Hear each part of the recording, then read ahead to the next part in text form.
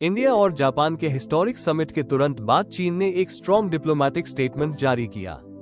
लेकिन आखिर ऐसा क्या हुआ जिसने बीजिंग को रिएक्ट करने पर मजबूर कर दिया? समिट के दौरान इंडिया और जापान ने defence cooperation, critical minerals, semiconductors, artificial intelligence, maritime security और रेजिलिएंट सप्लाई चेन्स को और मजबूत बनाने का फैसला किया।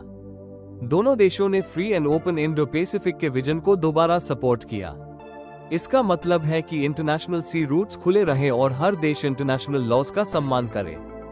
इसके बाद चीन के फॉरेन मिनिस्ट्री ने कहा कि किसी भी देश की पार्टनरशिप किसी तीसरे देश को टारगेट नहीं करनी चाहिए और एक्सक्लूसिव ग्रुपिंग से रीजनल स्टेबिलिटी को नुकसान पहुंच सकता है। पिछले कुछ सालों में इंडिया और जापान ने डिफेंस एक्सरसाइजेस, नेवल कोऑपरेशन और एडवांस टेक्नोलॉजी में अपनी पार्टनरशिप को लगातार मजबूत किया है। सेमीकंडक्टर्स और क्रिटिकल मिनरल्स जैसे सेक्टर्स में दोनों देश सिक्योर सप्लाई चेन्स बनाना चाहते हैं ताकि किसी एक देश पर डिपेंडेंसी कम हो और इकोनॉमिक रेजिलियंस बढ़े। इंडिया के लिए जापान सिर्फ एक इकोनॉमिक पार्टनर नहीं बल्कि इंडो पैसिफिक में एक ट्रस्टेड स्ट्रैटेजिक पार्टनर बन चुका है। दोनों देश रीजनल सिक्योरिटी और स्टेबिलिटी को लेकर मिलकर काम कर रहे हैं।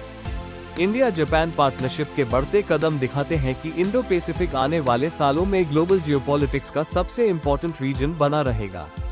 फ्लैट देखना होगा कि इस बदलते स्ट्रैटेजिक लैंडस्केप में चीन और बाकी देश किस तरह अपनी पॉलिसीज को शेप करते हैं।